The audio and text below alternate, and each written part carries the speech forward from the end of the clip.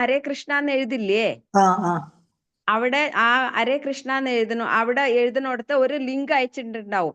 ആ ലിങ്കിൽ ക്ലിക്ക് ചെയ്താല് നിങ്ങൾക്ക് അത് ഫോം ഓപ്പൺ ആവും. അവിടെ പേര്, ഫോൺ നമ്പർ, പിന്നെ ഡേറ്റ് കൊടുക്കണം. എന്നിട്ട് സബ്മിറ്റ് കൊടുത്തു കഴിഞ്ഞാൽ നിങ്ങളുടെ അറ്റൻഡൻസ് റെക്കോർഡ് ആവും. ഹരേ കൃഷ്ണ മാതാജി, ഞാൻ എല്ലാ ദിവസവും അറ്റൻഡൻസ് ഇടാറുണ്ട്. പക്ഷെ എനിക്ക് ഡേറ്റ് ഇടാൻ ഇതുവരെയും പറ്റിയിട്ടില്ല. ഡേറ്റ് ഒന്നും വേണ്ട. ഡേറ്റിന്റെ അവിടെ ഒരു അടിയിൽ ഒരു ആരോ മാർക്ക് ഉണ്ട്. ഡ്രോപ്പ് ഡൗൺ മെനു ഒരു ആരോ മാർക്ക് ഉണ്ട്. ആ ആരോ മാർക്ക് തൊട്ടാൽ ഡേറ്റ് സെറ്റ് ആവും. സബ്മിറ്റ് കൊടുത്താൽ മതി.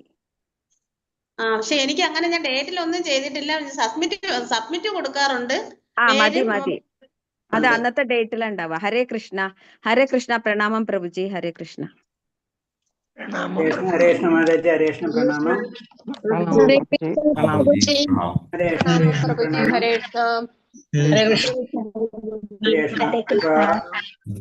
അറ്റൻഡൻസ് എല്ലാവരും ഇടാൻ ശ്രമിക്കുക. ഹരേ കൃഷ്ണ.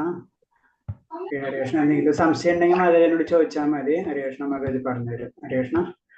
ശരി, അപ്പൊ നമുക്ക് പ്രാർത്ഥനയിലേക്ക് കിടക്കാം. ഓ നമോ ഭഗവതേ വാസുദേവായ. ഓം നമോ നമോ ഭഗവതേ വാസുദേവായ. ഓം നമോ ഭഗവതേ വാസുദേവായ. ഓം നമോ ഭഗവതേ വാസുദേവായ. നാരായണം നമസ്കൃത്യം നരം ചൈവ നരോത്തമം ദേവീം സരസ്വതിം വ്യാസം തതോ ജയമുദിരേത്. നഷ്ടപ്രായേഷു ഭദ്രേഷു നിത്യം ഭാഗവത സേവയാ. ഭാഗവതേ ഉത്തമ ശ്ലോകേ ഭക്തിർഭവതി നഷ്ടകീ. മുഖം കരോതി വാചാലം പങ്കും ലംഘയതേ ഗിരി. കൃപതമഹം വന്ദേ പരമാനന്ദമാധവം. ശ്രീഗുരു ദീനതാരിണം ശ്രീചൈതന്യമീശ്വരം.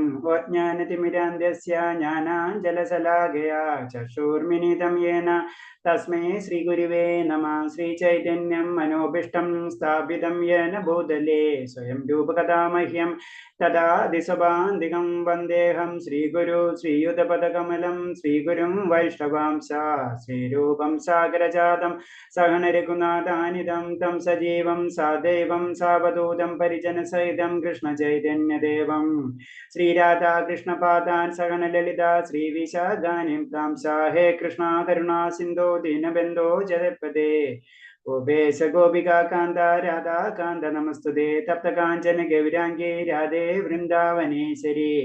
വൃഷഭാനുസുതേ ദേവി പ്രണമാമി ഹരിപ്രിയേ. വാഞ്ചാകൽപതരൂപേച്ഛ കൃപാ സിന്ധിഭ്യേവ ച പതിനാം പാവനേഭ്യോ വൈഷ്ണവേഭ്യോ നമോ നമഃ. നമോ വിഷ്ണുപാദായ കൃഷ്ണപ്രേഷ്ഠായ ഭൂതലേ ശ്രീമതേ ഭക്തിവേദാന്ത സ്വാമിന്നിധി നാമിനേ. നമസ്തേ സാരസ്വതദേവേ ഗൗരവാണി പ്രചാരിണേ നിർവിശേഷ ശൂന്യവാദി പാശ്ചാത്യദേശധാരിണേ. ജയ ശ്രീകൃഷ്ണ ചൈതന്യ പ്രഭു നിത്യാനന്ദ ശ്രീ അദ്വൈത ഗദാധര ശ്രീവാസാദി ഗൗരഭക്തവൃന്ദം. ഹരേ കൃഷ്ണ കൃഷ്ണ കൃഷ്ണ ഹരേ ഹരേ. ഹരേ രാമ രാമ രാമ ഹരേ ഹരേ. ഹരേ കൃഷ്ണ കൃഷ്ണ കൃഷ്ണ ഹരേ ഹരേ. ഹരേ രാമ രാമ രാമ ഹരേ ഹരേ.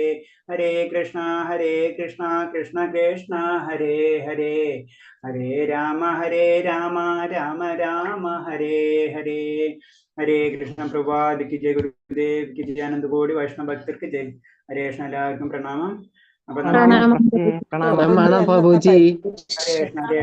ജയ കൃഷ്ണ. നമുക്ക് വരാഹ പുരാണത്തിലെ വെച്ചിട്ടല്ല തുടങ്ങേണ്ടത്. ഹരേ കൃഷ്ണ.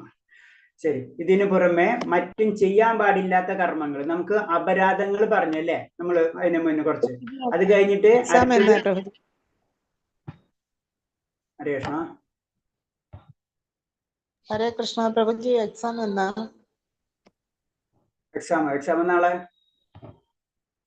ഹരേ കൃഷ്ണ. എക്സാം നാളെ കേട്ടോ. ഹരേ കൃഷ്ണ. ഓം നമോ ഭഗവതേ വാസുദേവായ. ഓം നമോ ഭഗവതേ വാസുദേവായ. അപ്പൊ ഇതില് നമുക്ക് 32 നമുക്ക് അപരാധങ്ങൾ എന്നുള്ള രീതിയിൽ നമ്മൾ ഇന്നലെ പറഞ്ഞത് അല്ലെ. ഒരിക്കലും ചെയ്യാൻ പാടില്ല, തെറ്റാണത്. നമ്മൾ ഒരിക്കലും അങ്ങനെ ചെയ്യാൻ പാടില്ലാത്ത 32 കാര്യങ്ങള് നമ്മൾ ഇതിൽ ഇന്നലെ പറഞ്ഞു. ഇനി പറയാൻ പാടില്ലാത്ത മറ്റു ചെയ്യാൻ പാടില്ലാത്ത കർമ്മങ്ങൾ. ഇതിനു പുറം മറ്റും ചെയ്യാൻ പാടില്ലാത്ത കർമ്മം മറ്റേ അപരാധമാണ്.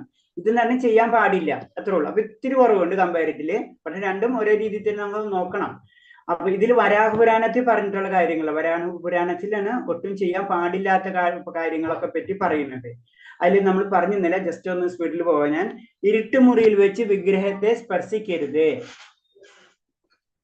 കാരണം നമ്മൾ ഇരുട്ടുമുറിയില്, അപ്പൊ അത് ഭഗവാന്റെ റൂം എപ്പോഴും വെളിച്ചുണ്ടായിരിക്കണം. നമ്മൾ അങ്ങനെ പല നമ്മൾ ഇന്നലെ പറഞ്ഞത്, നമ്മൾ പൂജാ റൂമിൽ പോണതിന് മുമ്പ് അല്ലെങ്കിൽ പൂജാ റൂം ഉണ്ടെങ്കിൽ പൂജാ റൂമിൽ വെളിച്ചൊക്കെ ഇട്ടിട്ട് വേണം തപ്പി അങ്ങനെ നടക്കരുത് ഒരിക്കലും. വിഗ്രഹത്തിന്റെ അടുത്ത് അങ്ങോട്ടും ഇങ്ങോട്ടൊക്കെ തൊട പിടിക്കുക, അതൊന്നും നമ്മൾ ചെയ്യരുത്. പിന്നെ വിഗ്രഹാരാധന ചിട്ടവട്ടങ്ങൾ ഒന്നും പോലും ഉപേക്ഷിക്കരുത്. വിഗ്രഹാരാധനയ്ക്ക് അതിന്റെ നിയമങ്ങൾ കാര്യങ്ങളുണ്ടല്ലോ, ശാസ്ത്രവിധികൾ ഉണ്ടാവും, അങ്ങനെ പല നിയമങ്ങളും കാര്യങ്ങളൊക്കെ ഉണ്ട്. അതൊക്കെ അനുസരിച്ചായിരിക്കണം നമ്മള് വിഗ്രഹാരാധന ചെയ്യേണ്ടത്.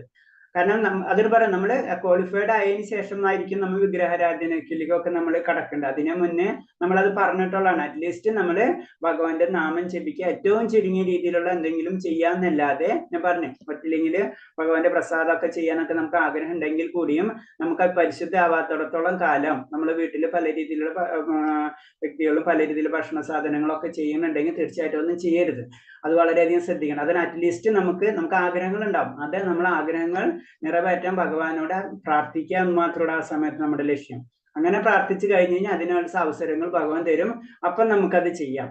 അതിനു മുന്നേ നമ്മൾ ഓരോ ഇഷ്ടത്തിനനുസരിച്ച് ഓരോന്നൊന്നും ചെയ്യരുത്. നമ്മളെപ്പോഴും ശ്രദ്ധിക്കുക, അനന്തകോടി ബ്രഹ്മാണ്ട നായകനാണ് ഭഗവാൻ, അല്ലെ? ആ ഭഗവാനാണ് നമ്മുടെ റൂമിൽ ഇരിക്കുന്നത്. അപ്പൊ അതേ രീതിയിൽ തന്നെ നമ്മൾ കൺസിഡർ ചെയ്യണം. നമ്മൾ അത്ര ലെവൽ, എന്റെ കൂട്ടുകാരനാണ്, ഞാൻ അങ്ങനെയാണ്, അങ്ങനൊന്നും ലെവലിൽ നമുക്ക് പറയാനായിട്ടുള്ളൂ. നമുക്ക് എന്ത് വേണമെങ്കിലും പറയാം. പക്ഷെ ആ ലെവലിലേക്കൊക്കെ ഉയരണമെങ്കിൽ ഇപ്പൊ നമുക്ക് പഠിക്കുമ്പോൾ മനസ്സിലാവണ്ടല്ലോ, ആചാര്യന്മാർക്ക് തന്നെ അത് പറയാൻ പറ്റുന്നില്ല, പിന്നെ നമ്മളൊക്കെ ഇതൊക്കെ പറയണത് എന്താണെന്ന്. അപ്പൊ അതിൽ നിന്ന് തന്നെ നമുക്ക് മനസ്സിലാക്കാം, അത് ഒരു ഇല്യൂഷൻ, നമ്മളൊരു തോന്നല് മാത്രമാണ് ശരിക്കും. അതൊക്കെ സത്യം പറഞ്ഞു കഴിഞ്ഞാൽ അതൊക്കെ കഴിഞ്ഞിട്ടാണ് ശരിക്കും മുക്തിയൊക്കെ കഴിഞ്ഞിട്ടാണ് ഭക്തി എന്ന് പറയുന്നത്. അതിൻ്റെ അർത്ഥം അത് തെറ്റുന്നല്ല പറയുന്നത്, കാരണം സത്യം നമ്മൾ മനസ്സിലാക്കാം, അത്രേ ഉള്ളൂ. അപ്പൊ അവിടെ നമ്മൾ ചെയ്യേണ്ടത് അറ്റ്ലീസ്റ്റ് ഭഗവാന് ഒരു ഫലം, അല്ലെ? അതിന് പറഞ്ഞു പത്രം പുഷ്പം ഫലം തോയം, അത്രയെങ്കിലും നമുക്ക് ചെയ്യാം. അതിന് കുഴപ്പമൊന്നുമില്ല. ചെറിയ ചെറിയ കാര്യങ്ങളൊക്കെ ചെയ്യുന്നുണ്ട്, കുഴപ്പമില്ല. വളരെ ശ്രദ്ധിക്കണം എന്നുള്ള കാര്യങ്ങൾ ചെയ്യുമ്പോൾ. ഏതെങ്കിലും ശബ്ദം ഉണ്ടാക്കിക്കൊണ്ടല്ലാതെ വിഗ്രഹം പ്രതിഷ്ഠിക്കുന്ന ക്ഷേത്രങ്ങളിൽ കടക്കരുത്. നമ്മൾ പൂജാ റൂം തുറക്കുന്നതിന് മുന്നേ നമ്മൾ പുറത്തൊരു മണി വെച്ചിട്ടുണ്ടാവും, അല്ലെ? സാധാരണ മണി അടിച്ചിട്ടാണ് നമ്മൾ തുറക്കുക. അതായത് ആയുധ സങ്കല്പം എന്ന് പറഞ്ഞത് നമ്മളെ പോലെ തന്നെ ഭഗവാൻ ഉറങ്ങാണ്, അല്ലെ? അപ്പൊ പെട്ടെന്ന് നമ്മൾ ഉറങ്ങുന്ന സമയത്ത് ഒരാൾ വന്നിട്ട് വെള്ളം ഉണ്ടാക്കി നമുക്ക് ഇഷ്ടപ്പെടുമോ? ഇല്ല. ഇപ്പൊ എന്ന് പറഞ്ഞ പോലെ തന്നെയാണ് നമ്മൾ പതുക്കെ ശബ്ദം ഉണ്ടാക്കിയതിന് ശേഷം, അപ്പൊ പതുക്കെ ആ ഭഗവാൻ ഉണർത്താണ് നമ്മൾ ചെയ്യേണ്ടത്. നായ തുടങ്ങിയ നികൃഷ്ട ജീവികൾ കാണുക ഭക്ഷണ സാധനങ്ങൾ വിഗ്രഹത്തിന് മുന്നിൽ സമർപ്പിക്കരുത്. കാരണം അങ്ങനത്തെ നികൃഷ്ട ജീവികൾ, അല്ലെ?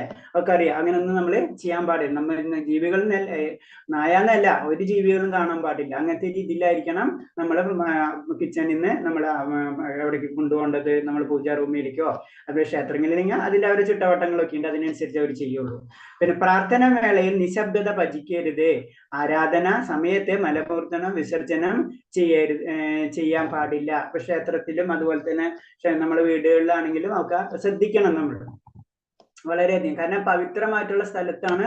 അപ്പൊ നമ്മൾ എന്താണ്, നമ്മളെ വീട്ടില് ഭഗവാൻ ഉണ്ടെങ്കിൽ ആ വീട് തന്നെ ഇൻഡയറക്റ്റ് ആയിട്ട് ഇപ്പൊ ക്ഷേത്രമായി മാറണം. അതാണ് ആ രീതി, ചിന്താഗതി അങ്ങനെയാണ് വരുന്നത്. അപ്പൊ വളരെയധികം കാര്യങ്ങൾ കൂടുതൽ നമ്മൾ ശ്രദ്ധിക്കേണ്ടി വരും. വീട്ടിൽ നമ്മൾ പൂജ റൂം ചെയ്യുന്ന സമയത്ത് മറ്റുള്ളവരും പ്രാർത്ഥന സമയത്ത് ആ പ്രാർത്ഥന തന്നെ ആയിരിക്കണം മറ്റുള്ളവരും ചെയ്യേണ്ടത്. അല്ലാണ്ട് ഒരാൾ പ്രാർത്ഥന ഒരാൾ അവരുടെ ഇഷ്ടത്തിന് അങ്ങനെ ചെയ്യാൻ പാടില്ല, എല്ലാവരും. പിന്നെ ആ ഗൃഹം തന്നെ ഭഗവാന്റെ സ്ഥലമായി വീടായി മാറി, നമ്മുടേതല്ല. പിന്നെ നമ്മള് ഭഗവാന്റെ സേവനത്തിന് അവിടെ നിൽക്കുന്നു മാത്രമേ ഉള്ളൂ. ആ അവസ്ഥയിലേക്കാണ് അതൊക്കെ മാറുന്നത്. അതാണ് പറയുന്നത്. പിന്നെ പുഷ്പാർച്ചന നടത്താതെ ധൂപം പുകിക്കരുത്. കാരണം എന്താ പറയുക, ഭഗവാൻ ആദ്യം അലങ്കരിക്കുക, അല്ലെ? അലങ്കരിച്ചതിന് ശേഷമാണ് ശരിക്കും പൂജകളൊക്കെ തുടങ്ങുക. അപ്പൊ അതില് ആ പൂജയിൽ ആദ്യം വരുന്നതാണ് ധൂപം, അല്ലെ? ഭഗവാന് ധൂപം കാണിച്ചിട്ടാണ് നമ്മൾ തുടങ്ങുക പൂജകൾ. അപ്പൊ അതിന് പുഷ്പാർച്ചന നടത്താതെ എന്ന് പറയുന്നത്. കാരണം എന്താ, ഭഗവാനെ അലങ്കരിച്ച് പുഷ്പങ്ങളൊക്കെ വെച്ച് അലങ്കരിച്ചതിന് ശേഷമാണ്, അലങ്കാരം മുഴുവനും പൂരിപ്പിച്ചതിന് ശേഷമാണ് പിന്നെ നമ്മള് പൂജയിലേക്ക് കടക്കുന്നത്. നിർഗന്ധ പുഷ്പങ്ങൾ കൊണ്ട് അർജിക്കരുത്. നമുക്കറിയാം പലതരം പൂക്കൾ കിട്ടും, ഒരു ഗന്ധമില്ലാത്തതും അങ്ങനത്തെ രീതിയിലുള്ള അങ്ങനത്തെ പുഷ്പങ്ങളൊന്നും ഉപയോഗിക്കരുതെന്നാണ് പറയുന്നത്. പിന്നെ നിത്യവും ദന്തധാവനം നടത്തുന്നതിൽ യാതൊരു ഉപേക്ഷ പരിഗണന. പല്ലൊന്നും തേക്കുക, അങ്ങനെ പല്ലൊന്നും തേക്കാതെ പൂജ റൂമിൽ കയറിയരുത്. വളരെ കുളിച്ച് പരിശുദ്ധമായതിനു ശേഷമായിരിക്കണം നമ്മൾ ക്ഷേത്രത്തിൽ അല്ലെങ്കിൽ പൂജാ റൂമിലൊക്കെ നമ്മൾ ദർശിക്കേണ്ടത്. അതൊക്കെ ജനറൽ ആയിട്ടുള്ള കാര്യമാണ്. ലൈംഗിക ബന്ധത്തിന് ശേഷം നേരെ ക്ഷേത്രത്തിൽ പ്രവേശിക്കരുത്. തീർന്നുണ്ടായിരിക്കുന്നവരെ സ്പർശിക്കരുത്. നമ്മൾ പൂജാ റൂം, അല്ലെ? അശുദ്ധിയാണ് അതൊക്കെ. രക്തം എന്ന് പറഞ്ഞാൽ അശുദ്ധിയാണ്, നമുക്കറിയാം. മൃതദേഹം സ്പർശിച്ചിൽ മൃതദേഹത്തെ സ്പർശിച്ച് ക്ഷേത്രത്തിൽ കടക്കരുത്.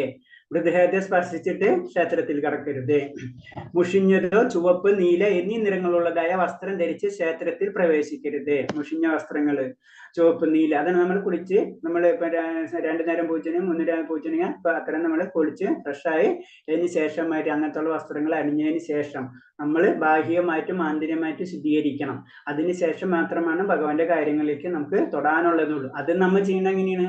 നമ്മൾ ചെയ്യണ സമയത്ത്, പൂജ ചെയ്യുന്ന സമയത്ത് നമ്മൾ ആരോട് ചോദിച്ചിട്ടാണ്? അപ്പൊ ഗുരുവിനോട് പെർമിഷൻ ചോദിക്കുന്നുണ്ട്. ഓരോ കാര്യങ്ങളും തുടക്കത്തിൽ തന്നെ അത് സാധാരണ രീതിയിൽ പതുക്കെ ഒരു പിന്തിരിഞ്ഞോ അല്ലെങ്കിൽ നമ്മുടെ മനസ്സിലോ ഗുരുവിനോട് സമർപ്പിച്ചിട്ടാണ്, പെർമിഷൻ ചോദിച്ചിട്ടാണ് നമ്മൾ ശരിക്കും ഭഗവാനെ പൂജകൾ ചെയ്യുന്നത്. അങ്ങനെയാണ് അതിന്റെ ഇത് തന്നെ ചെയ്യുക. കാരണം അതിനുള്ള ഇത് നമുക്ക് വന്നിട്ടില്ല. അപ്പൊ നമ്മളെ തെറ്റുകൾ അത് ഗുരു ഏറ്റെടുക്കുന്ന പോലെയാണ് അത്. അപ്പൊ ഗുരുവിൽ കൂടിയാണ് പിന്നെ എല്ലാതും ചെയ്യുന്നത്. അപ്പൊ അതൊക്കെ നമ്മൾ ശ്രദ്ധിക്കേണ്ടത്. മൃതദേഹം കണ്ടതിന് ശേഷം അമ്പലത്തിൽ കയറരുത്. മൃതദേഹം കണ്ടാൽ തന്നെ പോകരുത് എന്നാ പറഞ്ഞത് ഇവിടെ ക്ഷേത്രങ്ങളില്. അമ്പലത്തിൽ ഒരാൾ അധോമുഖവായു ബഹിർഗമിക്കരുത്. പിന്നെ ക്ഷേത്രവളപ്പിൽ വെച്ച് കോപിക്കരുത്. ക്ഷേത്രത്തിലല്ല, ക്ഷേത്രവളപ്പിൽ തന്നെ കോപിഷ്ഠരാവരുത് നമ്മളൊന്നും. ശ്മശാനത്തിൽ പോയ ശേഷം ക്ഷേത്രത്തിൽ കടക്കരുത്. ശ്മശാനത്തിൽ പോയി കഴിഞ്ഞാലും അതൊക്കെ അശുദ്ധമാണ് അല്ലെ. നമുക്ക് അതിന്റെ പല ലെവലും അറിയാം. അശുദ്ധം മാത്രമല്ല, പിന്നെ ഇതിന് എനർജി, നെഗറ്റീവ് എനർജി, പിന്നെ ഭൂതപ്രേത പിശാചികൾ, ഇതൊക്കെ ഇതിനോടൊക്കെ ലിങ്ക്ഡ് ആണ്. അപ്പൊ അങ്ങനത്തുള്ള ദുഷ്ടശക്തികളെയും കൊണ്ട് നമ്മൾ ഇങ്ങോട്ട് പോരണ്ട. ചുരുക്കി പറഞ്ഞു കഴിഞ്ഞാല് ഭഗവാൻ എല്ലാം നോക്കിക്കോളും. അപ്പൊ പിന്നെ പല ലെവലൊക്കെ മാറും, സംസാരം പിന്നെ മാറിപ്പോകും നമ്മള്. അപ്പൊ അത് ശ്രദ്ധിക്കേണ്ട കാര്യങ്ങൾ നമ്മൾ ശ്രദ്ധിക്കുക. വിഗ്രഹത്തിന് മുന്നിൽ വെച്ച് ഏമ്പക്കം വിടരുത്. അതിനാൽ ഭക്ഷണം പൂർണ്ണമായി ദഹിക്കുന്നതിന് മുമ്പ് ക്ഷേത്രത്തിൽ പ്രവേശിക്കാൻ പാടില്ല. അപ്പൊ സാധാരണ രീതിയിൽ ഭക്ഷണം കഴിച്ചതിന് ശേഷം നമ്മുടെ ക്ഷേത്രത്തിൽ പോകുന്നത് കുറവാക്കുക, അല്ലെങ്കിൽ കുറച്ചു നേരം കഴിഞ്ഞിട്ട് പോവാം. അതാണ് നമ്മൾ ചെയ്യാൻ പറ്റുള്ളൂ. പിന്നെ കഞ്ചാവ്, മരീചുവ തുടങ്ങി ഉപയോഗിക്കരുത്. അത് നമുക്കറിയാം. ലഹരി പദാർത്ഥങ്ങൾ ഉപയോഗിച്ചിട്ട് ക്ഷേത്രത്തിൽ കടക്കുകയോ മറ്റുള്ള കാര്യങ്ങളോ ചെയ്യാനേ പാടില്ല. അതൊക്കെ വളരെ തെറ്റാണ്. കറുപ്പ് തുടങ്ങിയ മാദക ദ്രവ്യങ്ങൾ, ലഹരി പദാർത്ഥങ്ങൾ ഉപയോഗിച്ചുകൂടാ. വീണ്ടും പറയാണ്, നമുക്കറിയാം ലഹരി പദാർത്ഥങ്ങളൊന്നും ഉപയോഗിച്ചിട്ട് ക്ഷേത്രങ്ങളിൽ പോകും. അതൊക്കെ പിന്നെ ഏതാണ്? അത് അങ്ങനെയൊക്കെ ചെയ്യാം. അതെവിടെയും ചെയ്യാത്. അങ്ങനത്തെ കാര്യങ്ങളൊക്കെ ചെയ്യാം, ഒരു സംശയമില്ല. അത് ചെയ്യാനുള്ള സ്ഥലമുണ്ട്. എവിടെയെന്നറിയാം? പ്രേതാത്മാക്കൾക്ക് അങ്ങനൊക്കെ നമ്മള് പഠിക്കുന്നുണ്ട് അല്ലെ. ഭഗവത്ഗീതയിൽ പഠിക്കുന്നുണ്ട്. ഭൂതപ്രേത പിശാചികൾക്ക് അങ്ങനത്തുള്ള ഇപ്പോഴും നടക്കുന്ന സ്ഥലങ്ങളുണ്ട്. അത് പ്രഭാത് സ്വാമി അതിന്റെ ഉദാഹരണം ഭഗവത്ഗീതയിൽ കറക്റ്റായിട്ട് എഴുതി തരുന്നുണ്ട്. ഉത്തരേന്ത്യയിലുള്ള ചില സ്ഥലങ്ങളിൽ ഇപ്പോഴും സ്ഥലങ്ങൾ പല സ്ഥലം, ഉത്തരേന്ത്യ എന്നല്ല എല്ലായിടത്തും ഉണ്ടാവും അതൊക്കെ. അവിടൊക്കെ അതിന് നമ്മളെ ഈശ്വര സങ്കല്പത്തിൽ തന്നെ ബേസിക് സാത്വികവും രാജസ്യവും താമസികവുമായിട്ടുള്ള ഡിവൈഡേഷൻ ചെയ്തിട്ടുണ്ട്. അപ്പൊ സാത്വികമാണെങ്കിൽ അതിനനുസരിച്ച് രാജസ്യം താമസിക്കാം. അത് തെറ്റെന്നല്ല പറയണത്, തെറ്റല്ല. അവരെ സംബന്ധിച്ച് അത് ശരിയാണ്. അവിടെയാണ് ആ പോയിന്റ് നിൽക്കുന്നത്. ഭഗവാനെ സംബന്ധിച്ച് ഭഗവാൻ എല്ലാവരും കൊണ്ടുവരാൻ ഇഷ്ടം. അവർക്ക് അതെന്ന് വെച്ചാൽ അവരത് ഇഷ്ടം, അവരവർ നടത്തിക്കോട്ടെ. മനസ്സിലായി? ഇത് രണ്ടും ഇട്ട് മിക്സ് ചെയ്യരുത്. അതായത് ഇത് അവിടെ പറഞ്ഞിട്ടുണ്ടല്ലോ അങ്ങനെയെങ്കിൽ പിന്നെ ഇവിടെ എന്താണെന്ന് ചോദ്യമുണ്ട്. ഇത് വേറെ അത് വേറെ. ഇത് രണ്ടും രണ്ടാണ്. 3 4 5 5. അങ്ങനെ പല സ്ഥലത്തും പല രീതികളും കാര്യങ്ങളായിരിക്കും. അത് അവിടെ ഫോളോ ചെയ്യാന്ന് മാത്രമേ ഉള്ളൂ. ഇവിടെ ഈ അമ്പലത്തിൽ ഇത് പറ്റാത്തത്, ആ അമ്പലത്തിൽ എന്താണ് അത് പറ്റാത്തതെന്ന് ചോദിക്കേണ്ട ആവശ്യമില്ല. അതൊക്കെ അറിവുള്ള ആൾക്കാരൊക്കെയാണ് ഇതൊക്കെ എല്ലാതും ചെയ്തു വെച്ചിട്ടുള്ളത്. അവർക്ക് അതിനനുസരിച്ചുള്ള അറിവും കാര്യങ്ങളൊന്നും നമുക്കില്ല. അറ്റ്ലീസ്റ്റ് നമുക്ക് ഇല്ലെങ്കിൽ നമ്മളൊന്ന് പഠിക്കുക. അപ്പൊ അതിനുശേഷം നമുക്ക് ചോദ്യങ്ങൾ ചോദിക്കാം. അതിനെപ്പോഴും പറഞ്ഞ അറിയിക്കാനും വേണ്ടിയായിരിക്കണം നമ്മൾ എന്ത് കാര്യം ചെയ്യേണ്ടത്. തർക്കിക്കാനും ജയിക്കാനല്ല. തർക്കിച്ചും ജയിച്ചിട്ട് നമുക്ക് ഇവിടെ നിന്നും കിട്ടാനുമില്ല. മനസ്സിലായി? അപ്പൊ അവർക്ക് അത് വേറെ എന്തെങ്കിലും കാര്യങ്ങളായിരിക്കും അതിന്റെ. അപ്പൊ അതിലേക്ക് നമ്മൾ കടക്കുക. നമ്മൾ ആദ്യമേ തന്നെ പറഞ്ഞിട്ടുണ്ട്, നമ്മള് ഭക്തിയിലേക്ക് കടക്കുമ്പോൾ ഇങ്ങനത്തെ ഈ നിരീശ്വര സംസ്കൃതമായിട്ട് തന്നെ ബന്ധം സ്റ്റോപ്പ് ചെയ്യാനാണ് നമ്മളോട് പറയുന്നത് അല്ലെ. കാരണം എന്ന് വെച്ച് കഴിഞ്ഞാൽ ഇങ്ങനെ ചോദിച്ചിട്ട് നമുക്ക് ഉത്തരം ഉണ്ടാവില്ല, അവർക്കും ഗുണമില്ല, നമുക്കും ഗുണമില്ല. അതന്നെ നമ്മളെ സംസാരം അത് നമ്മൾ പഠിക്കണ്ട. അനാവശ്യമായിട്ട് സംസാരം തന്നെ പാടില്ല. ഭക്തിയിലേക്ക് കടക്കാൻ ആഗ്രഹമുണ്ടെങ്കിൽ ആ ലൈനിൽ തന്നെ നമ്മൾ പോവാം. അപ്പൊ കഞ്ചാവ്, മരീചുവ തുടങ്ങിയ ഉപയോഗിക്കരുത്. കറുപ്പ് തുടങ്ങിയ മാദക ദ്രവ്യങ്ങളോ ലഹരി പദാർത്ഥങ്ങളോ ഉപയോഗിച്ചുകൂടാ. അതായത് മാദക ദ്രവ്യങ്ങൾ. ഇത് പ്രഭാത് സ്വാമിയോട് ചോദിച്ചിട്ടുണ്ടായിരുന്നു ഒരു ചോദ്യം. ഇത് തന്നെ നമുക്കറിയാം. നോർത്ത് ഫോറിനേഴ്സ് അവർ ചോദിച്ചിട്ടുണ്ട്, അങ്ങ് ഇത് ഉപയോഗിച്ചിട്ടുണ്ടോ? നേരിടണല്ലോ, ഓപ്പൺ ആണല്ല. പിന്നെ ഇവിടത്തെ പിന്നെ കുറച്ച് നമുക്കറിയാം മഹാരാജാവാണ്. മഹാരാജാവ് എന്നാണ് പറയാം. ശരിക്കും പറയാം മഹാരാജാവ് എന്ന് പറയാൻ കാരണം എന്താണ്? ആചാര്യന്മാര് ശരിക്കും മഹാരാജാവ് എന്നാണ് പറയാം, മഹാരാജാക്കന്മാർ എന്നാണ് പറയാം. അതെന്താണ് മഹാരാജാക്കന്മാര്? അവർക്ക് ഒന്നുമില്ല, അതാണ് ശരിക്കും മഹാരാജാവ്. അതാണ് അതിന്റെ ഒരു കൺസെപ്റ്റ്. അപ്പൊ അവരോട് പ്രഭാത് സ്വാമിനോട് പ്രഭാസ്വാമിനോട് ചോദിക്കുന്നുണ്ട്. അപ്പൊ പ്രഭാസ്വാമി പറയുന്നുണ്ട്, കാരണം ആ ലഹരി അത് നിങ്ങൾക്കുള്ള, അത് കുറച്ചും കൂടെ അതിന് ക്ലാരിഫിക്കേഷൻ ഉണ്ട്. അപ്പൊ അത് അങ്ങനത്തെ ആൾക്കാരുണ്ട്, നമ്മൾ അങ്ങനെ ചോദിച്ചു. അപ്പൊ അവരോട് അതിന്റെ ആൻസർ പ്രഭാസ്വാമി പറഞ്ഞു കൊടുക്കുന്നുണ്ട് ബേസിക്കായിട്ട്. കാരണം ലഹരി എന്ന് പറഞ്ഞ് നിങ്ങൾക്ക് അത് ലഹരിയാണെന്ന് തോന്നുന്നു, ഈ ലഹരി നിങ്ങൾ നോക്ക്. അപ്പൊ ഇത് ഉപയോഗിച്ചവരുണ്ട്, അതായത് പ്രഭാസ്വാമിയുടെ ശിഷ്യന്മാരിൽ തന്നെ ഇത് ഉപയോഗിച്ചവരുണ്ടായിരുന്നു. എന്നിട്ട് അവരോട് പറയുന്നു, നിങ്ങൾ പറഞ്ഞു കൊടുക്കാൻ പറയുന്നു, ഇത് തമ്മിലുള്ള വ്യത്യാസം എന്താണെന്ന് അത് പറഞ്ഞു കൊടുക്കാൻ പറയുന്നു. എന്നിട്ട് അവര് അത് പറഞ്ഞു കൊടുക്കുന്നുണ്ട്. എന്താണ് ഇതും അവരെ രീതിയിൽ എന്ന് പറഞ്ഞ ഭക്തി എന്ന് പറഞ്ഞ ഒരു ലഹരിയാണല്ലോ, ഇതും ഒരു ലഹരിയല്ലേ? വളരെ സിമ്പിൾ ചോദ്യമാണ്. അതും ഒരു ലഹരി, ഇതും ഒരു ലഹരിയല്ലേ? അപ്പൊ പിന്നെ നീ ഭക്തി ലഹരി പോണ ഈ ലഹരിയിൽ അങ്ങോട്ട് പോയാൽ പോരെ ഇത്? അപ്പൊ അത് ഉപയോഗിച്ചിട്ട് നമുക്കറിയാം, ഹിപ്പികളെ ഹാപ്പി ആക്കിയിട്ടുള്ളതാണ് പ്രഭാസ്വാമി അല്ലെ? അപ്പൊ എന്താണ്, അത്രയും ആർക്കും വേണ്ടാത്ത ഒരു സമൂഹത്തിന് ശരിക്കും പ്രഭാസ്വാമിയുടെ ഏറ്റവും വേണ്ടുന്ന ഒരു സമൂഹമാക്കി മാറ്റിയത്. അപ്പൊ അവരിത് കണ്ടു കഴിഞ്ഞിട്ടുള്ളവരാണ്. അപ്പൊ അത് കഴിഞ്ഞിട്ട് അവരിതിങ്ങനെ അവര് തന്നെയാണ് പറഞ്ഞു കൊടുക്കണം, ശിഷ്യന്മാര് തന്നെയാണ് മറ്റുള്ളവർക്ക് അതിന്റെ കാര്യം ഇതൊക്കെ പറഞ്ഞു കൊടുക്കണം. എന്താണ് അതിന്റെ തെറ്റ്, എന്താണ് ഒരു നിശ്ചിത സമയത്തേക്ക് മാത്രമുള്ള ഒരു ഇത് മാത്രമേ ഉള്ളൂ. നമുക്കറിയാതെ അല്ലെ, നമുക്ക് കേട്ടിട്ടുള്ള കാര്യങ്ങളാണ്. ലഹരിയിൽ ഉപയോഗിക്കുമ്പോൾ ഒരു കുറച്ചു നേരത്തേക്ക് ഞാനാണ് ഈ ലോകത്തിലല്ലാതെ എന്നുള്ള ചിന്താഗതി വരികയും അങ്ങനത്തെ ഉള്ള ഒരു അവസ്ഥയാണ് അവർക്ക് വരാം സാധാരണ രീതിയിൽ. പിന്നെ അതോടുകൂടി പിന്നെ നേരെ ഓപ്പോസിറ്റ്, പിന്നെ എന്താണ്, അത് കഴിഞ്ഞായ സെക്കൻഡ് കഴിഞ്ഞോടുകൂടി പിന്നെ നേരെ തിരിയണല്ല.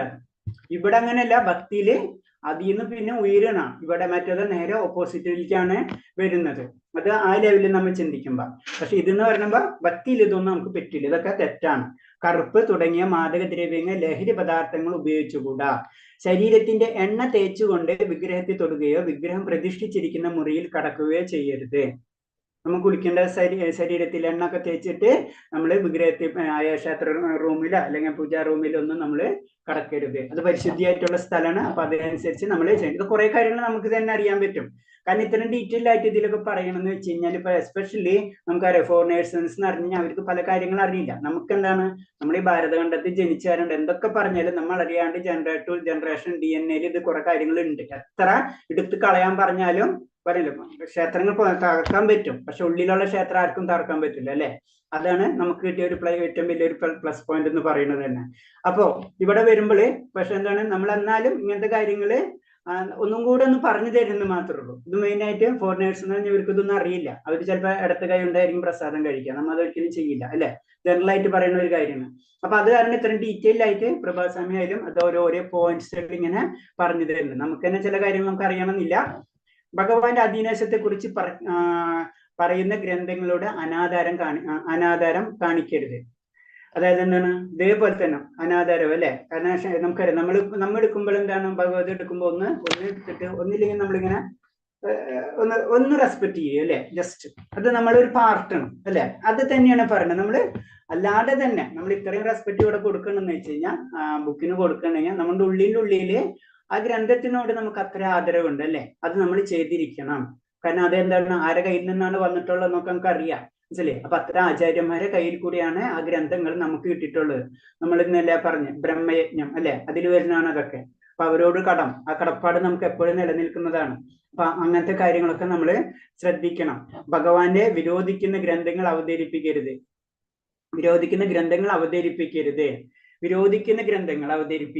കാരണം തിരിച്ച് നമുക്ക് നേരെ ഓപ്പോസിറ്റുള്ള ഗ്രന്ഥങ്ങൾ അത് വായിക്കുക, അത് പ്രചരിപ്പിക്കുക, അതിലുള്ള അങ്ങനത്തെ ആൾക്കാരോട് കൂട്ടുകൂടുക, അവരോടൊപ്പം ഇരുന്ന് അതിനോട് സംസാരിക്കുക.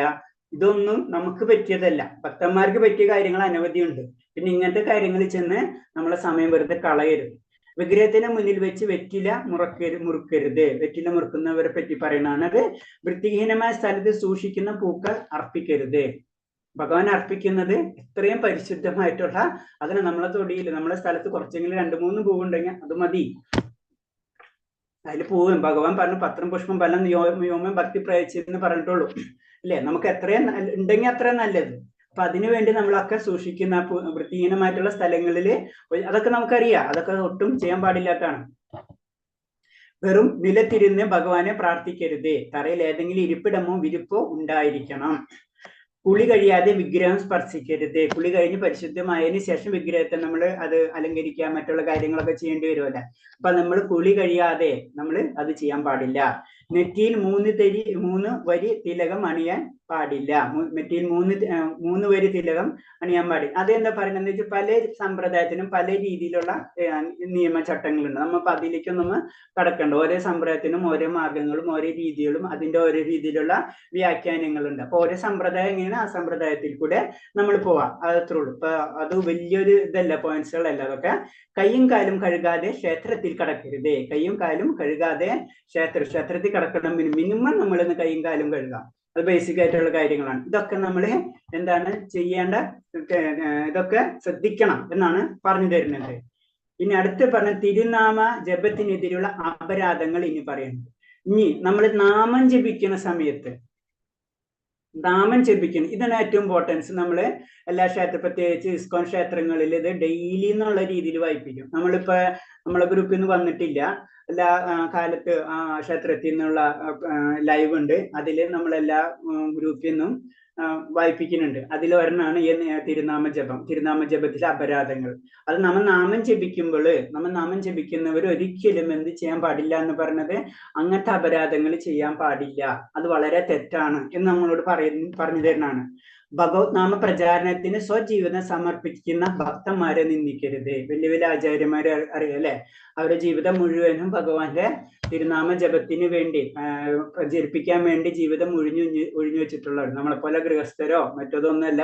ജീവിതം വളരെ ചുരുങ്ങിയ, അതായത് ഏർലി ഏജിൽ തന്നെ 16-17 വയസ്സുള്ളപ്പോ തന്നെ അവര് ബ്രഹ്മചാരിയായി മാറുന്നതാണ്. അപ്പൊ അത്രയും കാര്യങ്ങള്, പിന്നെ ജീവിതം മുഴുവനും അത് നിലനിർത്തിക്കൊണ്ടു പോകണാണ്. അവർക്ക് അത് മാത്രം ലക്ഷ്യം ഉണ്ടാവുള്ളൂ, ഭഗവാന്റെ നാമങ്ങൾ എങ്ങനെ പ്രചരിപ്പിക്കുക. അതിനനുസരിച്ചുള്ള നമ്മൾ ഇങ്ങനെയുള്ള സാധാരണ രീതിയിൽ നമ്മൾ വിദ്യാഭ്യാസം നേടണം, പിന്നെ വിവാഹം, അത് ഇത് അതൊക്കെയാണ് നമ്മളെ പ്ലാനിങ് അല്ലെ. ജനറൽ ആയിട്ടുള്ള പ്ലാനിങ് അങ്ങനെ, ഗൃഹസ്ഥര പ്ലാനിങ് ഒക്കെ അതുപോലെ ആയിരിക്കും. പക്ഷെ അവരങ്ങനെയല്ല, അവർ നേരെ തിരിച്ചായിരിക്കും അവരുടെ ചിന്താഗതി. ഇവിടെ ഈ നാമഹട്ട എങ്ങനെ തുറക്കാം, ആ നാമഹട്ടയില് എങ്ങനെയായിരിക്കണം നമ്മളിപ്പോ കാര്യങ്ങൾ ചെയ്യേണ്ടത്, അവിടുത്തെ ആചാര്യനെ ആരെ വിളിക്കും, ഇങ്ങനത്തെ ഉള്ള കാര്യങ്ങളായിരിക്കും. അതായത് അതിനോട് ബന്ധപ്പെട്ടിട്ടുള്ളതായിരിക്കും. അവരുടെ സ്വപ്നങ്ങൾ തന്നെ അങ്ങനത്തെ രീതിയിലുള്ള സ്വപ്നങ്ങളായിരിക്കുള്ളൂ. അല്ല അതൊക്കെ അങ്ങനെയായിരിക്കും. അപ്പൊ അങ്ങനത്തെ ഉള്ള വ്യക്തികളെ നമ്മൾ എന്ത് ചെയ്യിക്കണം, ഒരിക്കലും നിന്ദിക്കരുത്. വന്നിച്ചില്ലെങ്കിലും കുഴപ്പമില്ല, നമ്മൾ അവിടെ ചെന്നിട്ട് അവരെ നിന്ദിക്കരുത് എന്നാ പറയുന്നത്. ബ്രഹ്മാവ്, ശിവൻ തുടങ്ങിയ ദേവന്മാരുടെ നാമങ്ങളെ വിഷ്ണുവിന്റെ നാമങ്ങൾക്ക് തുല്യമായോ സ്വതന്ത്രമായോ കരുതരുത്. അപ്പൊ നമുക്കറിയാം, ബ്രഹ്മാവ്, വിഷ്ണു, ശിവൻ, ഇത് ദേവന്മാർ. അപ്പൊ ബ്രഹ്മാവും അതുപോലെ തന്നെ ശിവൻ, ഇതാണ് നമ്മൾക്ക് അറിയാവുന്ന ഏറ്റവും പവർഫുൾ ആയിട്ടുള്ള. അതിന് തുല്യമല്ല ഭഗവാന്റെ നാമം എന്നാ പറയുന്നത്. ചില നാസ്തിക വിഭാഗം ജനങ്ങൾ ഭഗവാൻ വിഷ്ണുവിനെ ദേവന്മാർക്ക് തുല്യനായി കരുതുന്നു. എന്നാൽ ദേവന്മാർ ഭക്തനെ മനസ്സിലാക്കുന്നു. എന്നാൽ ദേവന്മാർ ഭക്തൻ മനസ്സിലാക്കുന്നു.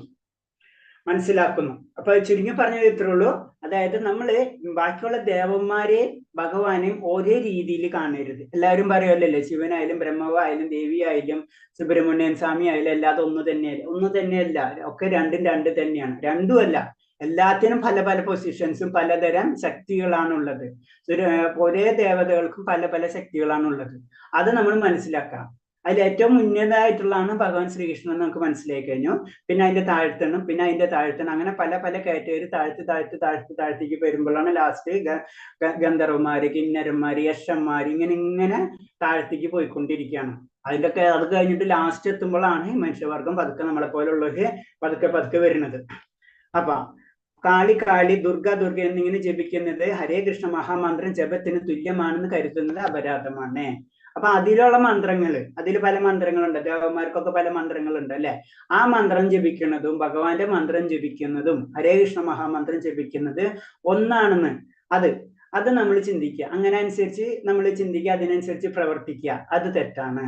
കാരണം ഭഗവാന്റെ മന്ത്രമാണ് ഏറ്റവും പരിശുദ്ധമായിട്ടുള്ളതും ഏറ്റവും കൂടുതൽ ഉയർന്ന നിലവാരത്തിലുള്ളത്. ആ സത്യം നമ്മൾ മനസ്സിലാക്കുക. അപ്പൊ എല്ലാതും തുല്യമാണ് എന്ന് തോന്നുന്നതും അതിനനുസരിച്ച് ചിന്തിക്കുന്നതും തെറ്റാണ്. അതാണ് അപരാധം തന്നെയാണ് പറയുന്നത്. പിന്നെ അടുത്തത് ആത്മീയ ഗുരുവിന്റെ ആജ്ഞകൾ അനുസരിക്കാതിരിക്കുന്നത്. ആത്മീയ ഗുരു നമ്മൾ കടക്കണം എന്താണ്, ഭക്തിയിലേക്ക് കടക്കാൻ ആഗ്രഹിക്കുന്ന വെച്ച് കഴിഞ്ഞാൽ തീർച്ചയായിട്ടും നമ്മൾ എന്താണ് ഭക്തിയിലേക്കാണ് കടക്കാൻ ആഗ്രഹിക്കുന്നത് വെച്ച് കഴിഞ്ഞാൽ നമുക്കൊരു ഗുരുവിന് ആവശ്യമാണ് അല്ലെ.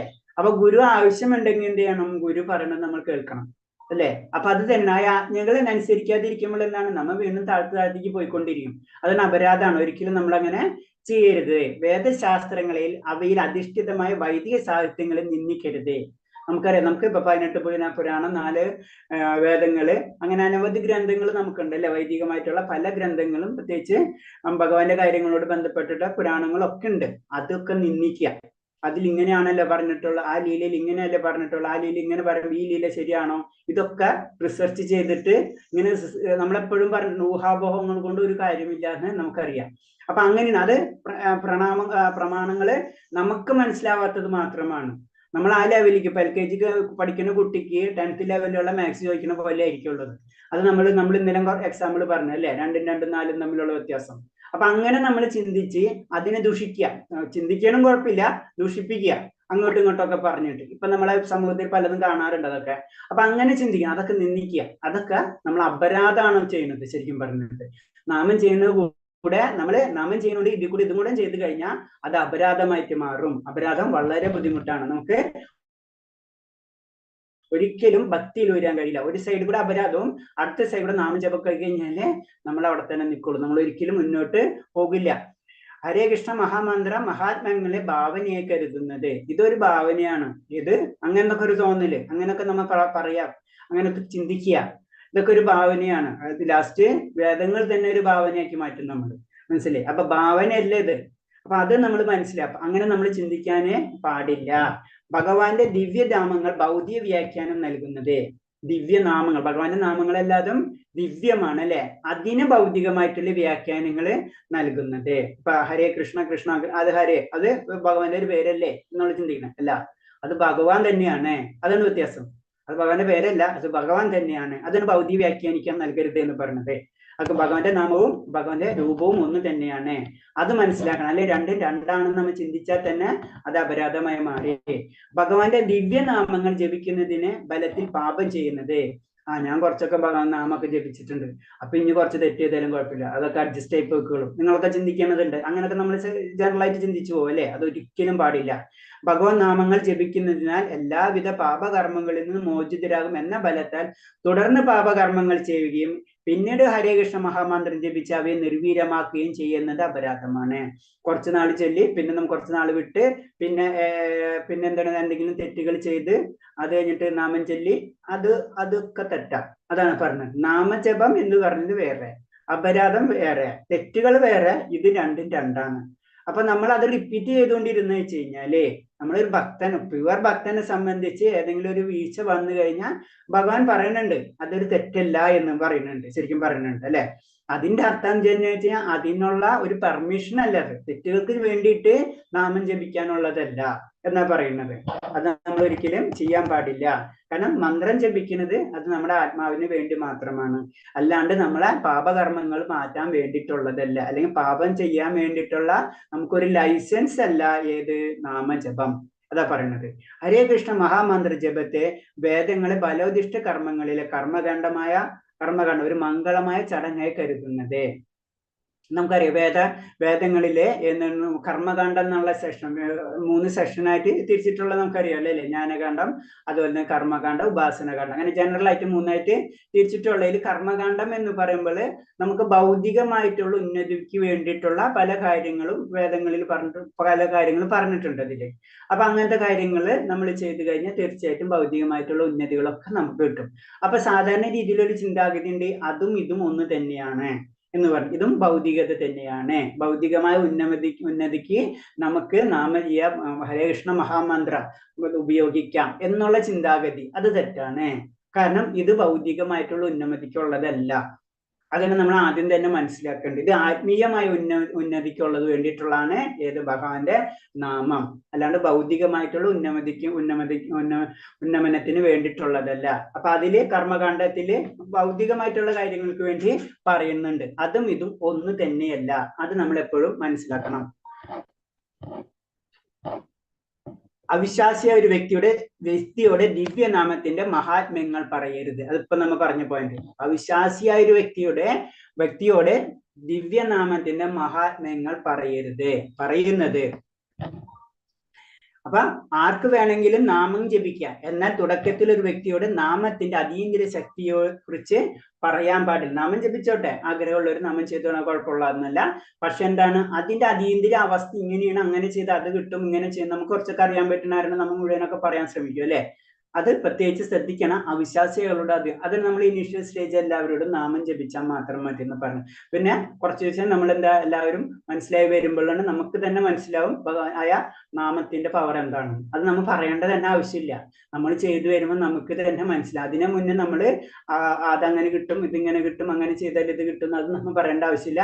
അത് അവർക്ക് അനുഭവത്തിൽ കൂടെ അവർക്ക് മനസ്സിലായിക്കോളും. നമ്മൾ പറയേണ്ട ആവശ്യമില്ല. അതെന്ന് പറഞ്ഞു. അത് നമുക്ക് അറിയില്ല ആരാണ് ഉത്തമമായ വിശ്വാസി, അവിശ്വാസി ഒന്നും നമുക്ക് ആരും അറിയാത്ത കാരണം കൊണ്ടാണ് നമ്മൾ നാമം ജപിക്കുക എന്ന് പറയുള്ളൂ. അല്ലാണ്ട് ഒരിക്കലും നമ്മൾ ചെയ്യാനേ പാടില്ല. കാരണം അതിൽ നിന്ന് അത് കിട്ടും, എന്ത് ചെയ്ത് ഇത് ഇത്ര പ്രാവശ്യം ചൊല്ലിക്കഴിഞ്ഞാൽ നാളെ 50 ലക്ഷത്തിന്റെ ലോട്ടറി ടിക്കറ്റ് കിട്ടുമെന്ന് നമുക്കൊന്നും പറയാൻ പാടില്ല, ചുരുക്കി പറഞ്ഞു കഴിഞ്ഞാൽ.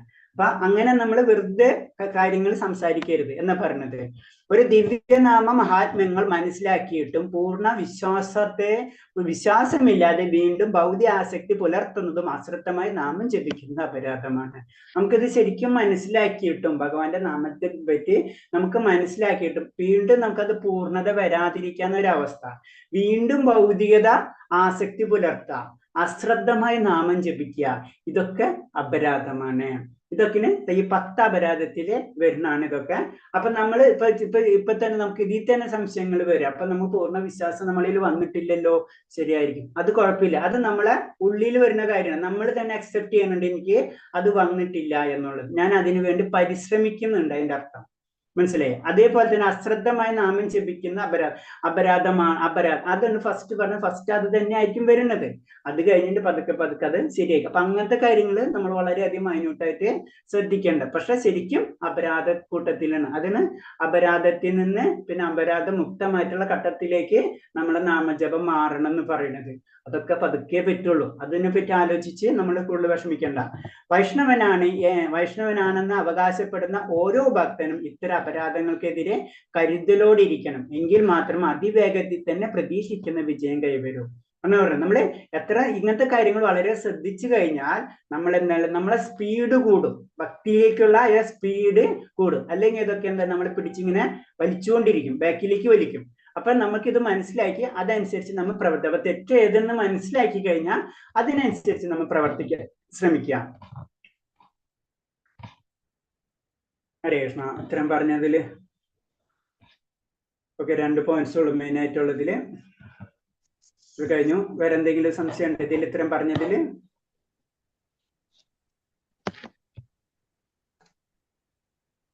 ഓക്കെ, അപ്പൊ ഇനി നമുക്ക് ക്വസ്റ്റ്യൻ ആൻസർ ഉണ്ടാ. നമുക്ക് ഇതിന്റെ കഴിഞ്ഞതിന്റെ വായിച്ചില്ലല്ലോ നമ്മൾ. 7 അല്ലേ?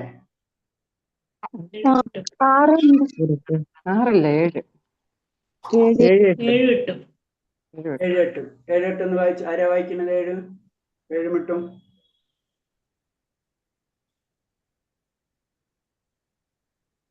ഹരേ കൃഷ്ണ. ഭാഗവതം 11:3-21 പ്രബുദ്ധ മഹർഷി നിമി മഹാരാജാവിനോട് പറയുന്നത് എന്ത്?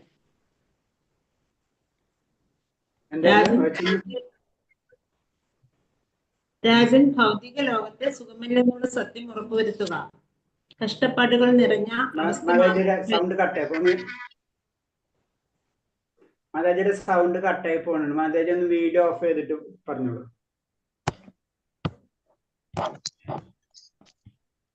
ഇപ്പൊ കേൾക്കാമോ? ഇപ്പൊ കേൾക്കാം. മാതാജി ചോദ്യം പറഞ്ഞോന്നൂടെ.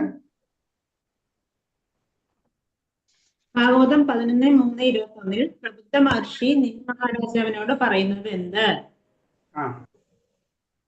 രാജൻ, ഭൗതിക ലോകത്തെ സുഖമില്ലെന്നുള്ള സത്യം ഉറപ്പുവരുത്തുക. കഷ്ടപ്പാടുകൾ നിറഞ്ഞ അവസ്ഥ മാത്രമുള്ള ഈ ഭൗതിക ലോകത്ത് സുഖമുണ്ടെന്ന് ചിന്തിക്കുന്നതിന് തെറ്റ്. യഥാർത്ഥ സുഖം നേടണമെന്ന് ആഗ്രഹിക്കുന്നവർ ഒരു യഥാർത്ഥ ആത്മീയ ആചാര്യനെ കണ്ടെത്തി അദ്ദേഹത്തിൽ നിന്ന് ശര്യാക്രമം മനസ്സിലാക്കി അദ്ദേഹത്തിൽ അഭയം നേടണം. ഭൗതിക ലോകത്തില് സുഖം ഉണ്ടെന്ന് തന്നെ ചിന്തിക്കുന്നത് തെറ്റെന്നാ പറയുന്നത്. അപ്പൊ അത്രയും ഗ്യാരണ്ടിയാണ് അല്ലെ ഭാഗവതത്തിൽ പറഞ്ഞു തരുന്നത്. ഉണ്ടെന്ന് തന്നെ ചിന്തിക്കണത് തന്നെ തെറ്റാണ്. പിന്നല്ലേ നമ്മൾ അന്വേഷിക്കുന്നത് തന്നെ. അപ്പൊ അവിടെ അന്വേഷിക്കേണ്ട ആവശ്യമില്ല. അന്വേഷണം പെർമനന്റ് ആത്മീയമായിട്ടുള്ള സന്തോഷമാണ്. ഓക്കെ, അടുത്തത്. ഒരു യഥാർത്ഥ ഗുരുവിന്റെ യോഗ്യത എന്താണ്? ആ മതഗ്രന്ഥങ്ങളിലെ നിഗമനങ്ങൾ മനസ്സിലാക്കുകയും ചർച്ചകളും സംവാദങ്ങളും വഴി ഈ നിഗമനങ്ങൾ മറ്റുള്ളവരെ ബോധ്യപ്പെടുത്തുകയും ചെയ്യാനുള്ള കഴിവുണ്ടായിരിക്കുക എന്നതാണ് യഥാർത്ഥ ഗുരുവിന്റെ യോഗ്യത. പറഞ്ഞേ. മതഗ്രന്ഥങ്ങളിലെ നിഗമനങ്ങൾ മനസ്സിലാക്കുകയും ചർച്ചകളും സംവാദങ്ങളും വഴി ഈ നിഗമനങ്ങൾ മറ്റുള്ളവരെ ബോധ്യപ്പെടുത്തുകയും ചെയ്യാനുള്ള കഴിവുണ്ടായിരിക്കണം എന്നതാണ് യഥാർത്ഥ ഗുരുവിന്റെ യോഗ്യത. ഓക്കെ, ഹരേ കൃഷ്ണ. അടുത്തത്. എങ്ങനെയുള്ള വ്യക്തിയെ ആരും ആത്മീയ ഗുരുവായി സ്വീകരിക്കാൻ പാടില്ല? മതപരമായ അനുശാസനം എന്തെന്നറിഞ്ഞുകൂടാത്ത, സംശയിക്കത്തക്ക സ്വഭാവമുള്ള, ഭക്തിയുത സേവനത്തിന്റെ തത്വങ്ങൾ അനുസരിക്കാത്ത, ഐന്ദ്രിയ സംതൃപ്തനത്തിന് സഹായിയായി വർത്തിക്കുന്ന 6 ശക്തികളുടെ സ്വാധീനത്തെ കീഴ്പ്പെടുത്താത്ത ഒരാളെ ആരും ആത്മീയ ഗുരുവായി സ്വീകരിക്കരുത്.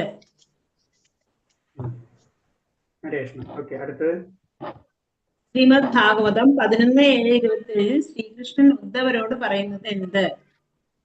ഉദ്ധവരെ, ആത്മീയ ഗുരുവിനെ എന്റെ പ്രതിനിധിയായിട്ടല്ല ഞാനായിട്ട് തന്നെ വേണം സ്വീകരിക്കാൻ. 5-മത്തെ, ആരാണ് സഹജിയാക്കൾ? ആരാണ് സഹജിയാക്കൾ? സഹജിയാക്കൾ. ഓക്കെ. പ്രമാണങ്ങളെയും വേദഗ്രന്ഥങ്ങളെയും അനുസരിക്കാത്തവരാണ് സഹജിയാക്കൾ. അംഗീകരിക്കാത്തവരല്ലേ? ഓക്കെ. പ്രമാണങ്ങളെയും മതഗ്രന്ഥങ്ങളെ അനുസരിക്കാത്തവർ. ഓക്കെ.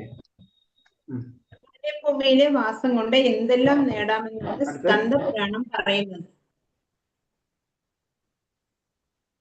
വൈകുണ്ഠലോകവും പുണ്യഭൂമിയിലെ വാസം കൊണ്ട് എന്തെല്ലാം നേടാമെന്നാണ് സ്കന്ദപുരാണം പറയുന്നത്? അതായത് കട്ടായി പോകുന്നുണ്ട്. വേറെ ആരെങ്കിലും ഉണ്ടെങ്കിൽ ഒന്ന് വായിക്കോ? വായിക്കട്ടെ പ്രഭുജി. പുണ്യഭൂമിയിലെ വാസം കൊണ്ട് എന്തെല്ലാം നേടാം എന്നാണ് സ്കന്ദപുരാണം പറയുന്നത്. ദ്വാരകയിൽ 6 മാസമോ 1 മാസമോ 1 പക്ഷമോ താമസിക്കുന്നവർക്കായി വൈകുണ്ഠലോകവും സാരൂപ്യമുക്തി തുടങ്ങിയ ലാഭങ്ങളും കാത്തിരിക്കുകയാണെന്ന് സ്കന്ദപുരാണം പറയുന്നു. ഗംഗാനദിയുടെ പ്രാധാന്യത്തെപ്പറ്റി സുത ഗോസ്വാമി വ്യക്തമാക്കിയത് എന്ത്? ശ്രീകൃഷ്ണന്റെ പാതാരബിന്ദങ്ങളിൽ അർപ്പിക്കപ്പെട്ട തുളസിപ്പൂവിന്റെ ഗന്ധമാണ് ഗംഗാനദിയുടെ ജലത്തിന്. അങ്ങനെ ഗംഗ സദാ ഒഴുകിക്കൊണ്ട് ഭഗവാൻ കൃഷ്ണന്റെ പ്രശസ്തികളും ഐശ്വര്യങ്ങളും പ്രചരിപ്പിക്കുന്നു.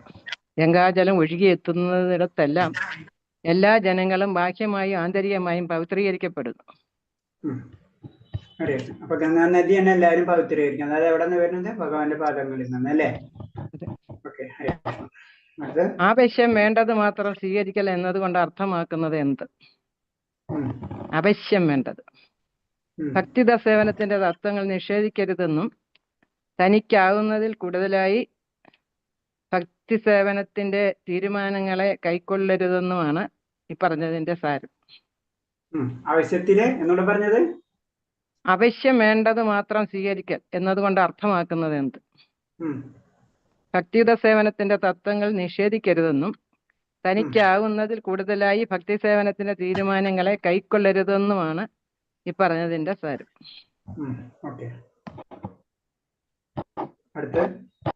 ആത്മീയ ജീവിതത്തിൽ നിഷ്ഠയുടെ പ്രാധാന്യം. ആത്മീയത്തിൽ നിഷ്ഠയുടെ പ്രാധാന്യം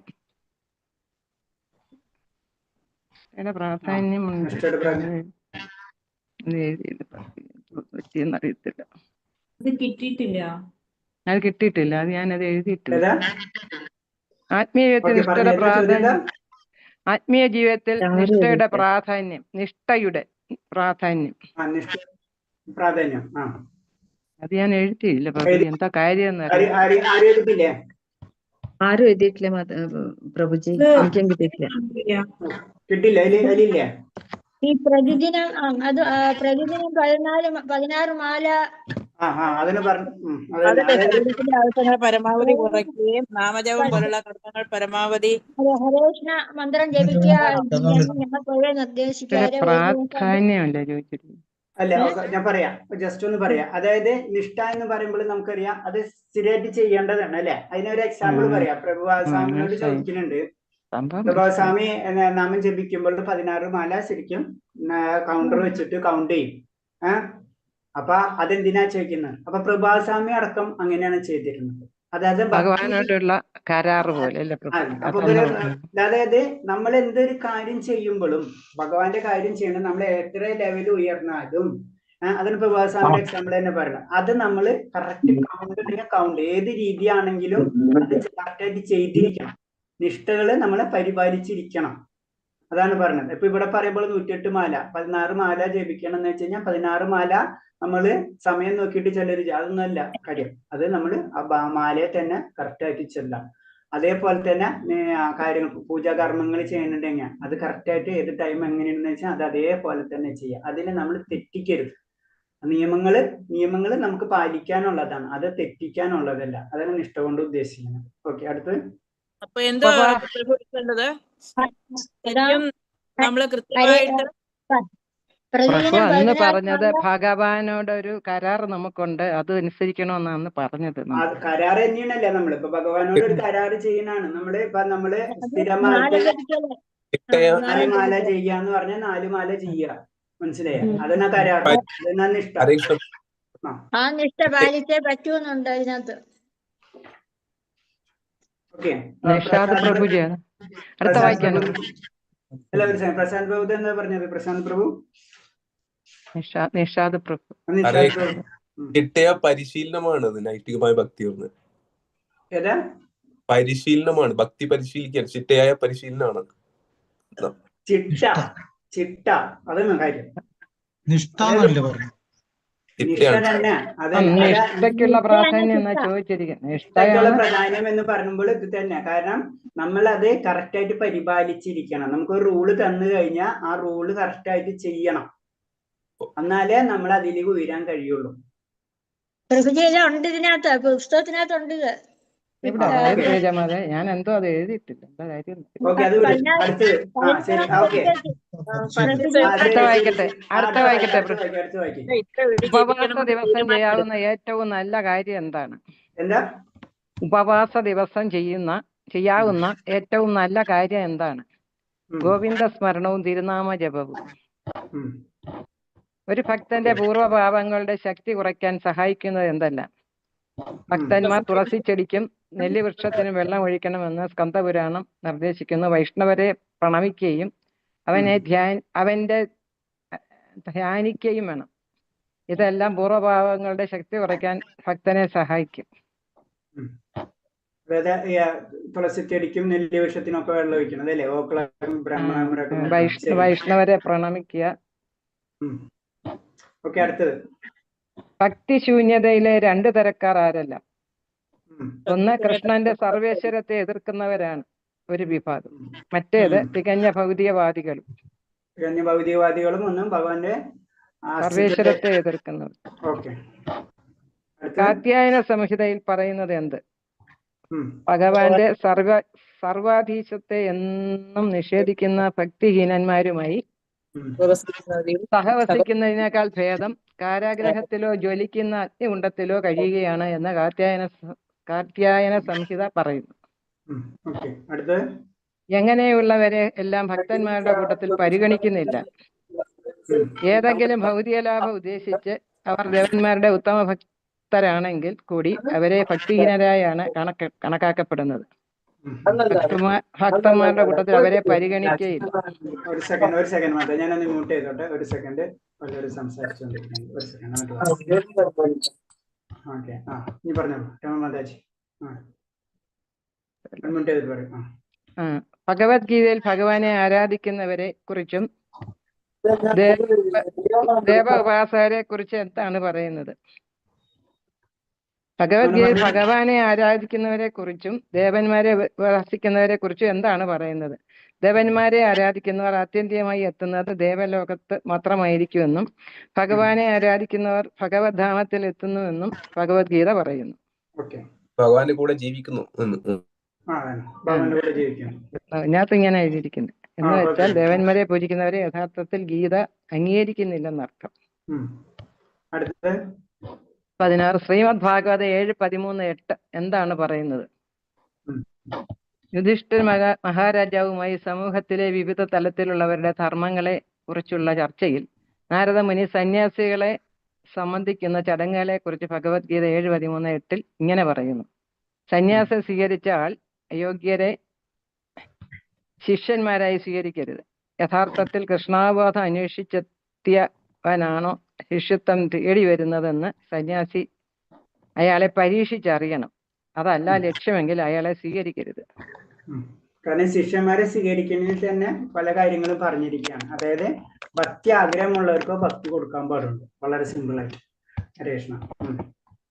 ദേവതാരാധനയെ കുറിച്ച് വിശദമാക്കുക. ദേവന്മാരെ ഒരിക്കലും നിന്ദിക്കാൻ പാടില്ല. ഒരാൾ ദേവന്മാരുടെ ആരാധകൻ അല്ലായിരിക്കാം, എന്നാലും ദേവന്മാരെ നിന്ദിക്കാൻ പാടില്ല. ഒരു വൈഷ്ണവ ഭക്തൻ ഒരിക്കലും ശിവന്റെയോ ബ്രഹ്മാവിന്റെയോ ഭക്തനല്ല. എന്നാൽ ഉന്നതരായ ദേവന്മാരെ മാനിക്കാൻ അയാൾ ധർമ്മബദ്ധനാണ്.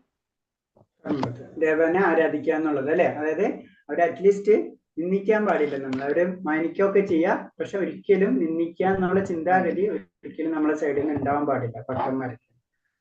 ഓക്കെ, അടുത്ത് ജീവചൈതന്യങ്ങളിൽ ഒന്നിനെയും വേദനിപ്പിക്കരുത് എന്നതിനെ കുറിച്ച് മഹാഭാരതം പറയുന്നത് എന്ത്? ജീവചൈതന്യങ്ങൾ ഒന്നിനും ഒരു തരത്തിലും വിഷമമുണ്ടാക്കാതെ സ്നേഹമുള്ള പിതാവ് സന്താനങ്ങളോട് എന്ന പോലെ പെരുമാറുന്ന ശുദ്ധഹൃദയനായ മനുഷ്യൻ അതിവേഗത്തിൽ ഭഗവാന് പ്രിയങ്കരനായി തീരുന്നു. ഇത്ര ക്വസ്റ്റ്യനേ ഉള്ളൂ ചാപ്റ്റർ. ഹരകൃഷ്ണൻ. ഇനി 8-3 ക്വസ്റ്റ്യനേ ഉള്ളൂ. 8 നമുക്ക് പറയണോ? അത് സെയിം തന്നെ വേണ്ട, അത് തന്നെ. അത് അത് നമ്മള് 3 സെക്ഷനായിട്ട് തിരിച്ചിട്ടുള്ളതാണ്. ഒന്ന് നാമപരാധം, ഒന്ന് എന്ന് പറയുന്നത് അപരാധങ്ങള്, പിന്നെ വരാഹപുരാണത്തിൽ പറയുന്നത് ആണ് അപരാധങ്ങള്, ഒന്ന് ജനറൽ ആയിട്ടുള്ള കാര്യങ്ങൾ. 3 സെക്ഷനായിട്ട് 8ാമത്തെ അധ്യായം തിരിച്ചിട്ടുള്ളൂ. ഇങ്ങനെ ജനറൽ ആയിട്ടുള്ള പോയിന്റ്സുകളാണ്. അതിൽ ഏറ്റവും ഇമ്പോർട്ടൻസ് എന്നുള്ള നാമാപരാധങ്ങളാണ് നമ്മളെ ഏറ്റവും ഇമ്പോർട്ടൻസ് ആയിട്ടുള്ളത്. പിന്നെ ഒഴിവാക്കേണ്ട അപരാധങ്ങളുണ്ട്, പിന്നെ നമ്മൾ പിന്നെ ചെയ്യാൻ പാടില്ലാത്ത കാര്യങ്ങൾ. അങ്ങനെ 3ആയിട്ട് ഡിവൈഡ് ചെയ്തിരിക്കുകയാണ്. 29.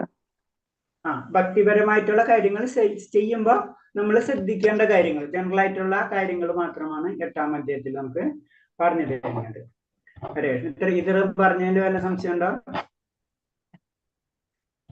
ഓക്കെ, അപ്പൊ നമുക്ക് ഇനി നാരണം ഇന്നിപ്പോ ഞാൻ 5 മിനിറ്റും കൂടെ ഉള്ളൂ. 5. ഓക്കെ, നമുക്കിന്ന് അടുത്തേക്ക് കടക്കണോ അല്ലെങ്കിൽ ഹരേ കൃഷ്ണ. കഥ പറയണ്ടേ പ്രഭുജി? എന്നാ കഥ പറയുന്നു. ഇപ്പൊ ഞാൻ അംബുജം മോഹൻ അംബുജ മാതാജി.